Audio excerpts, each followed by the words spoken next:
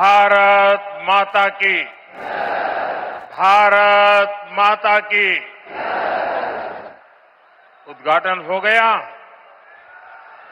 उद्घाटन हो गया। नहीं, अभी आधा काम हुआ है। मैंने सिर्फ वो पर्दा हटाया है, लेकिन मैं आज चाहता हूं इस एयरपोर्ट का उद्घाटन यहां जो भी उपस्थित है आप सब करें।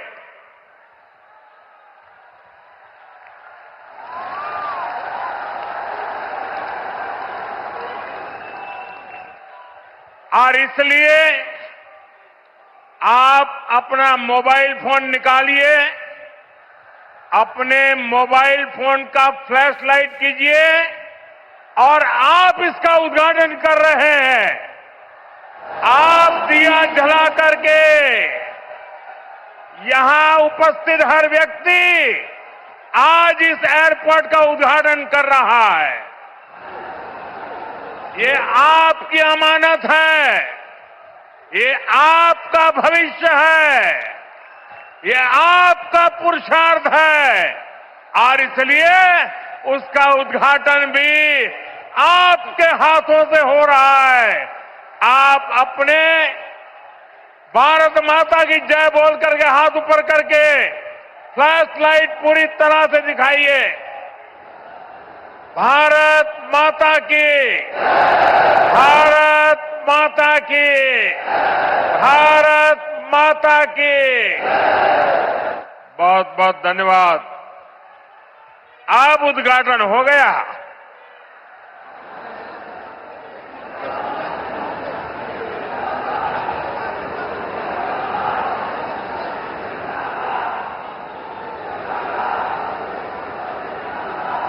उत्तर प्रदेश के राज्यपाल आनंदीबेन पटेल,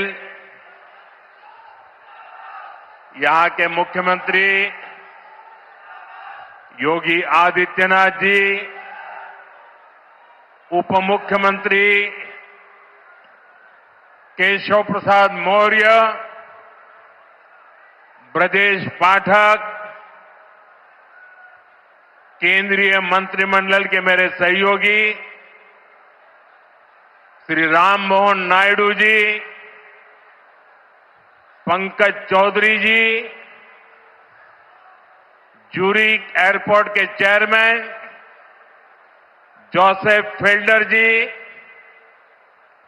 अन्य मंत्रीगण, सांसद, विधायक, अन्य महानुभाव और मेरे प्यारे भाई और बहनों,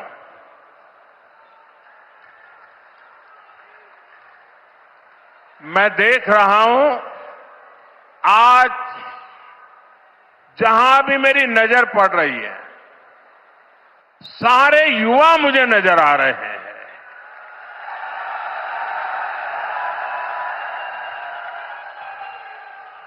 उत्साह से भरे युवा हैं, जोश से भरे हुए युवा है, क्योंकि इन युवाओं को पता है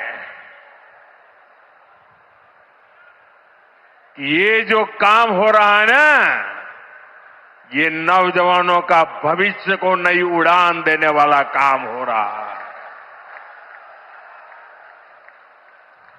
आज हम विकसित यूपी, विकसित भारत अभियान का एक नया अध्याय शुरू कर रहे हैं। देश का सबसे बड़ा प्रदेश आज देश के सबसे अधिक इंटरनेशनल एयरपोर्ट्स वाले राज्यों में से एक हो गया है। और आज मेरे लिए गर्व और प्रसन्नता के दो कारण हैं। एक तो ये है इस एयरपोर्ट का शिलान्यास भी करने का सौभाग्य आप सबने मुझे दिया था और आप सबने इस एयरपोर्ट के उद्घाटन का सौभाग्य भी मुझे दिया। लेकिन मैंने उस सौभाग्य को आपके साथ बांट दिया और आपके हाथों से उद्घाटन करवा दिया। दूसरा, जिस उत्तर प्रदेश ने मुझे अपना प्रतिनिधि चुना, जिस उत्तर प्रदेश ने मुझे सांसद बनाया, उसकी पहचान के साथ, उस उत्तर प्रदेश की पहचान के साथ इस भव्य एयरपोर्ट का नाम भी जुड़ गया है। साथियों, नोएडा का ये एयरपोर्ट आगरा, मथुरा, अलीगढ़, गाजियाबाद, मेरठ, इटावा, बुलंदशहर, फरीदाबाद, इस पूरे क्षेत्र को बहुत बड़ा लाभ होने वाला है। हिंदुस्तान को और उत्तर प्रदेश को तो होना ही होना है। ये एयरपोर्ट पश्चिमी उत्तर प्रदेश के किसानों, छोटे और लघु उद्योगों, यहां के नौजवानों के लिए अनेक नए अवसर लेकर आने वाला है। यहां से दुनिया के लिए विमान तो उड़ेंगे ही, साथ ही ये विकसित उत्तर प्रदेश की उड़ान का भी प्रतीक बनेगा। मैं उत्तर प्रदेश को विशेष रूप से पश्चिम उत्तर प्रदेश की जनता को इस भव्य एयरपोर्ट के लिए बहुत बहुत बधाई देता हूं। साथियों, आज का ये कार्यक्रम भारत के नए मिजाज का प्रतीक है। आप सभी देख रहे हैं कि आज पूरा विश्व कितना चिंतित है। पश्चिम एशिया में 1 महीने से युद्ध चल रहा है। युद्ध की वजह से कई सारे देशों में खाने पीने के सामान, पेट्रोल, डीजल, गैस, खाद, ऐसी कई जरूरी चीजों का चारों तरफ संकट पैदा हो गया है। हर देश इस संकट का सामना करने के लिए कुछ न कुछ कोशिश कर रहा है, प्रयास कर रहा है। और हमारा भारत भी इस संकट का पूरी शक्ति से मुकाबला कर रहा है, देशवासियों की ताकत के भरोसे कर रहा है।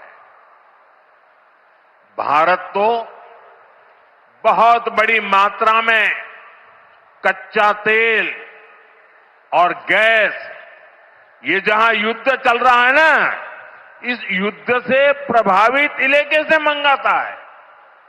इसलिए सरकार हर वो कदम उठा रही है जिससे सामान्य परिवारों पर, हमारे किसान भाई बहनों पर इस संकट का बोझ न पड़े। साथियों, संकट के इस समय में भी भारत ने अपने तेज विकास को निरंतर जारी रखा है। मैं सिर्फ पश्चिमी उत्तर प्रदेश की ही बात करूं तो पिछले कुछ सप्ताह में ही ये चौथा बड़ा प्रोजेक्ट है जिसका शिलान्यास या लोकार्पण हुआ है। इन कुछ ही सप्ताह में इस दौरान नोएडा में बहुत बड़ी सेमीकंडक्टर फैक्ट्री का शिलान्यास हुआ। इसी कालखंड में देश की पहली दिल्ली मेरठ नमो भारत ट्रेन ने गति पकड़ी। इसी कालखंड में मेरठ मेट्रो का विस्तार किया गया और इतने कम समय में आज नोएडा इंटरनेशनल एयरपोर्ट का आप सबके हाथों से उद्घाटन भी हो गया। साथियों, ये सारे प्रोजेक्ट्स यूपी के विकास के लिए डबल इंजन सरकार के प्रयासों का शानदार उदाहरण है। सेमीकंडक्टर फैक्ट्री भारत को टेक्नोलॉजी में आत्मनिर्भर बना रही है। मेरठ मेट्रो और नमो भारत रेल तेज और स्मार्ट कनेक्टिविटी दे रही है और ये हमारा जेवर एयरपोर्ट पूरे उत्तर भारत को दुनिया से जोड़ रहा है। और आपने अभी वीडियो में देखा, ये ऐसा एयरपोर्ट बन रहा है, हर 2 मिनट में एक जहाज उड़ेगा, हर 2 मिनट में एक जहाज उड़ेगा। पहले सपा वालों ने नोएडा को अपनी लूट का एटीएम बना लिया था, लेकिन आज भाजपा सरकार में वही नोएडा यूपी के विकास का सशक्त इंजन बन रहा है। साथियों, जेवर का ये एयरपोर्ट डबल इंजन सरकार की कार्य संस्कृति का भी बहुत अच्छा उदाहरण है। अब आप सोचिए, इस एयरपोर्ट को अटल बिहारी वाजपेयी जी की सरकार ने 2003 में ही फाइल में मंजूरी दे दी थी। 2003 में आप में से बहुत होंगे जिसका जन्म नहीं हुआ होगा, बहुत वो लोग होंगे जो उस समय 25-30 साल के 35 साल के हुए होंगे और आज रिटायर्ड की हो गए, लेकिन एयरपोर्ट नहीं बना। लेकिन केंद्र में कांग्रेस और यहां की पहले की सरकारों ने सालों तक इस एयरपोर्ट की नींव तक नहीं पड़ने दी। 2004 से 2014 तक ये एयरपोर्ट फाइलों में ही दबा रहा। जब हमारी सरकार बनी तो यूपी में सपा की सरकार थी। शुरू के 2-3 सालों में सपा वालों ने इस पर काम नहीं होने दिया, लेकिन जैसे ही यहां भाजपा एनडीए की सरकार बनी, दिल्ली में भाजपा एनडीए की सरकार बनी, तो जेवर एयरपोर्ट की नींव भी पड़ी, निर्माण भी हुआ और अब ये शुरू भी हो गया है। साथियों, एयरपोर्ट के अलावा ये क्षेत्र देश के 2 बड़े फ्रेट कॉरिडोर का भी हब बन रहा है। ये फ्रेट कॉरिडोर मालगाड़ियों के लिए बिछाई गई स्पेशल पटरियां हैं। इससे उत्तर भारत की बंगाल और गुजरात के समंदर से कनेक्टिविटी बेहतर हो गई है और दादरी वो स्थान है जहां ये दोनों कॉरिडोर्स आपस में मिलते हैं, यानी यहां किसान जो उगाते हैं, यहां उद्योग जो कुछ बनाते हैं, वो जमीन से, हवाई मार्ग से दुनिया के कोने कोने तक तेजी से जा पाएगा। ऐसी मल्टी मॉडल कनेक्टिविटी के कारण यूपी दुनिया भर के निवेशकों के लिए बहुत बड़ा आकर्षण बन रहा है। साथियों, जिस नोएडा को पहले अंधविश्वास के कारण अपने हाल पर छोड़ दिया गया था, कुर्सी जाने के डर से पहले के सत्ताधारी यहां आने से डरते थे।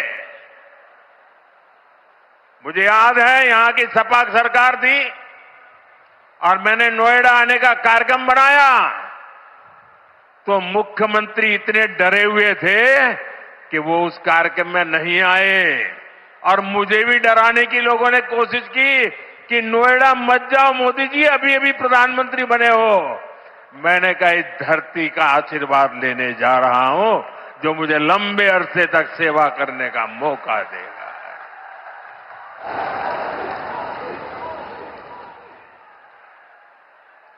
अब वही इलाका पूरी दुनिया का स्वागत करने के लिए तैयार है। ये पूरा क्षेत्र आत्मनिर्भर भारत के संकल्प को सशक्त कर रहा है। साथियों, इस क्षेत्र की अर्थव्यवस्था में खेती किसानी का बहुत महत्व है।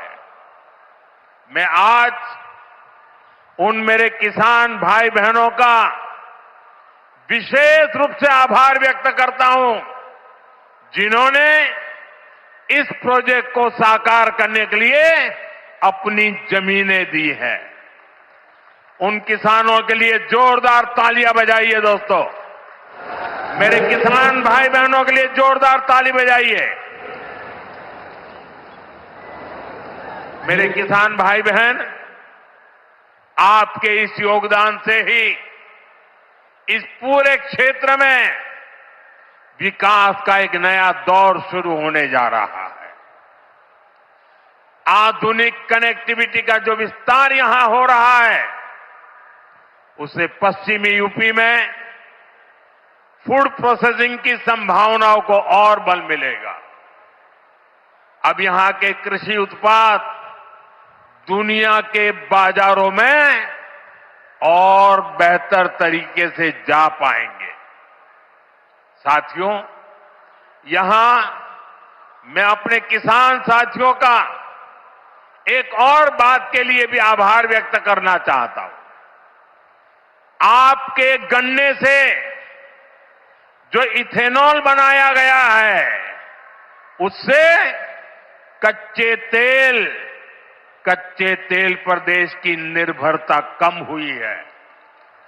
अगर इथेनॉल का उत्पादन न बढ़ता, पेट्रोल में उसकी ब्लेंडिंग न बढ़ती, तो देश को हर वर्ष 4.5 करोड़ बैरल 4.5 करोड़ बैरल यानी लगभग 700 करोड़ लीटर कच्चा तेल विदेशों से मंगवाना पड़ता।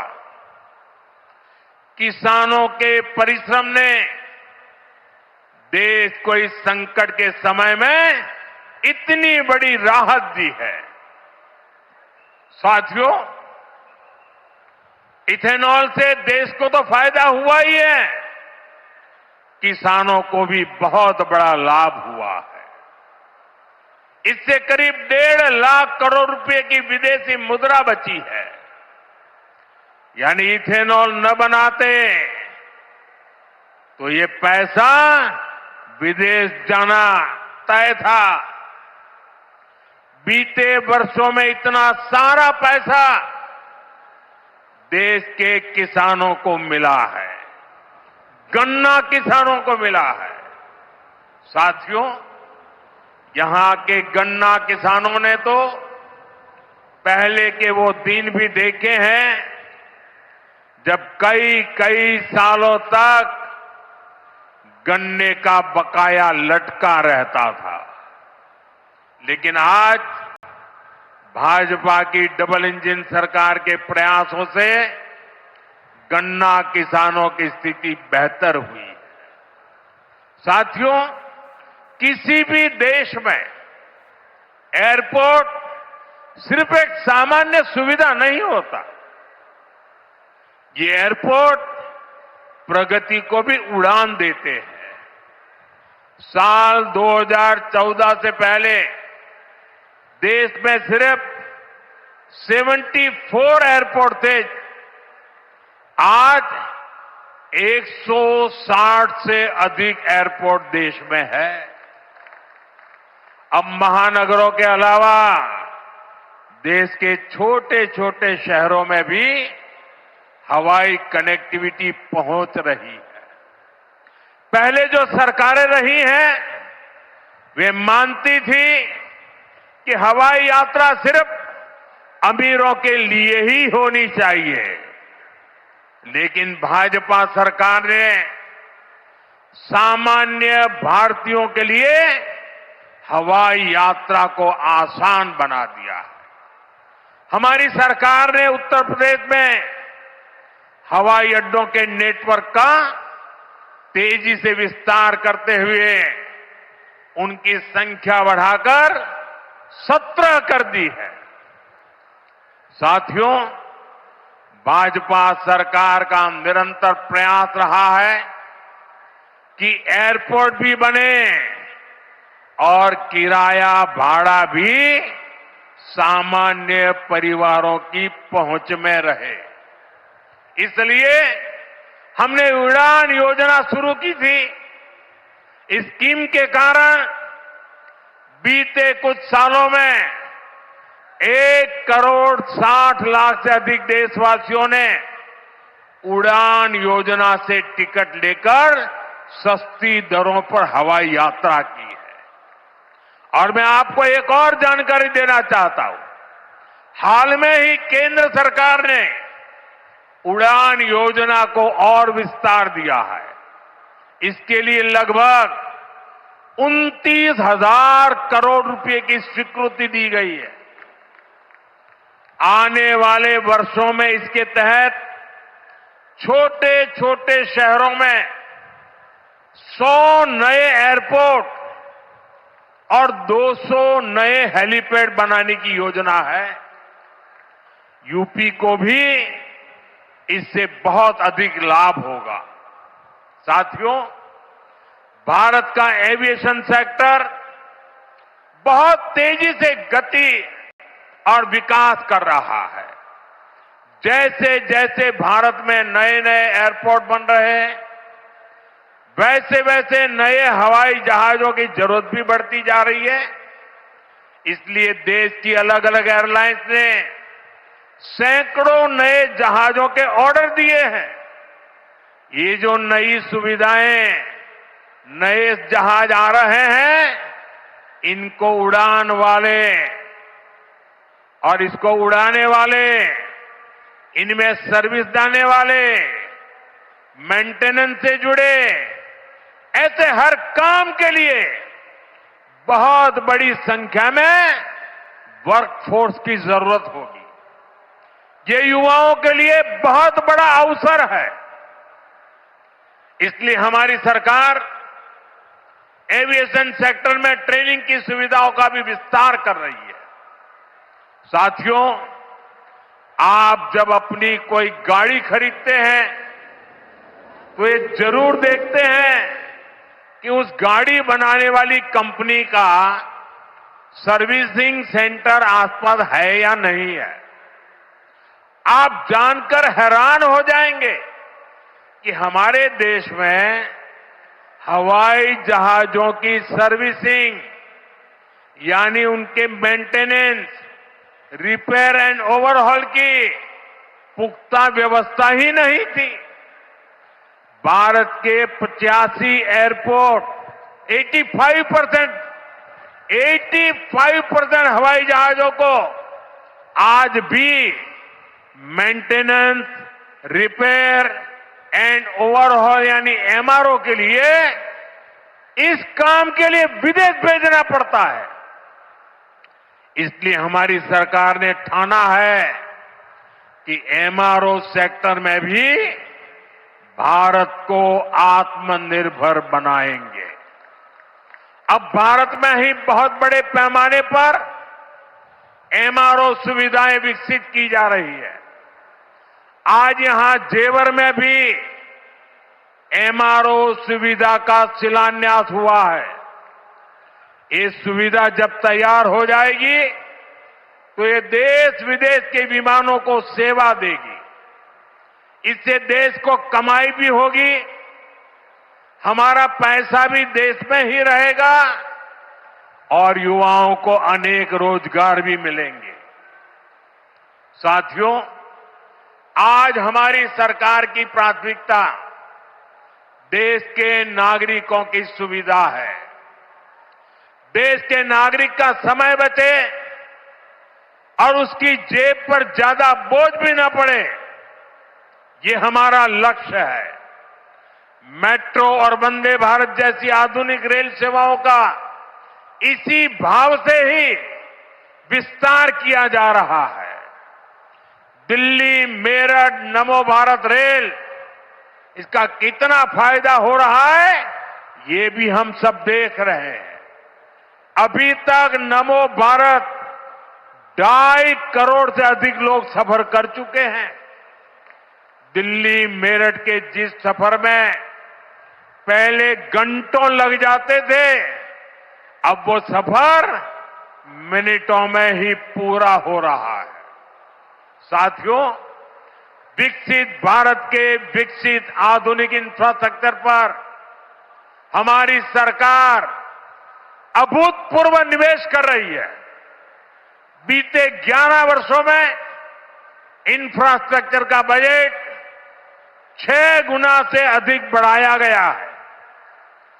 इन वर्षों में 17 लाख करोड़ रुपए हाईवे और एक्सप्रेसवे पर खर्च किए गए। 1 लाख किलोमीटर से अधिक के हाईवे का निर्माण किया गया है। 2014 तक रेलवे में सिर्फ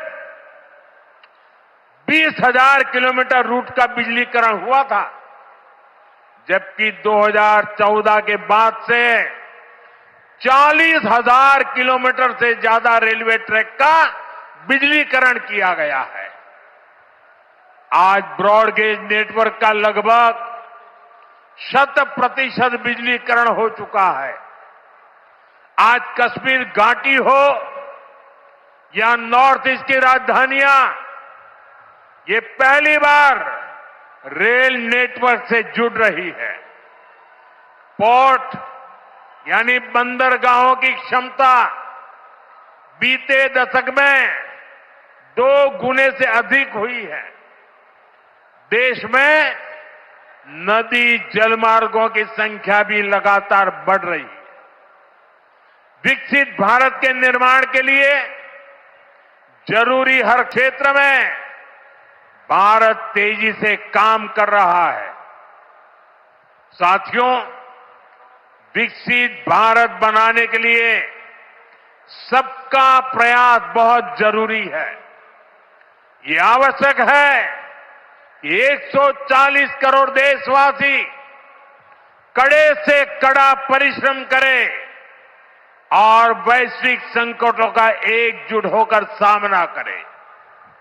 अभी जो युद्ध चल रहा है, इससे पैदा हुए संकट का सामना कैसे करना है, इसके बारे में मैंने संसद में भी विस्तार से बताया है।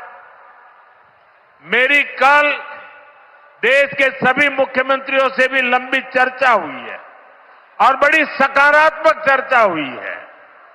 मैं आज आप सभी जनता जनार्दन से फिर कहूंगा, मैं देशवासियों से फिर से कहूंगा, हमें शांत मन से, धैर्य के साथ, एकजुटता के साथ, मिलजुल करके इस संकट का सामना करना है। ये पूरे विश्व में परेशानी पैदा करने वाला संकट है। हमें अपने देश की सबसे ज्यादा चिंता करने है और यही हम भारतीयों की सबसे बड़ी ताकत है। मैं यूपी के, देश के सभी राजनीतिक दलों से भी आग्रहपूर्वक कहना चाहता हूं, विनती पूर्वक कहना चाहता हूं, इस प्रकार के संकट में ऐसी बातें करने से बचें जो देश के लिए नुकसानदायक है, जो भारतीयों के हक में है, जो भारत के हित में है, वही भारत सरकार की नीति और रणनीति है। राजनीति के लिए गलत बयानबाजी करने वाले राजनीतिक बहस में तो कुछ नंबर पा लेंगे, लेकिन देश को नुकसान पहुंचाने वाली हरकतों को देश की जनता कभी माफ नहीं करती। कोरोना के महासंकट के दौरान भी कुछ लोगों ने अफवाहें फैलाई, वैक्सीन को लेकर झूठ बोले ताकि सरकार का काम मुश्किल हो, देश को नुकसान हो। परिणाम क्या हुआ? जनता ने चुनावों के दौरान ऐसी राजनीति को नकार दिया, ठुकरा दिया।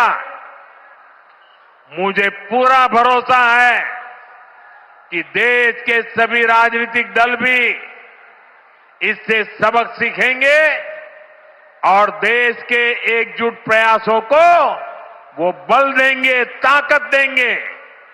इसी आग्रह के साथ एक बार फिर से उत्तर प्रदेश को इस शानदार एयरपोर्ट के लिए बहुत बहुत शुभकामनाएं।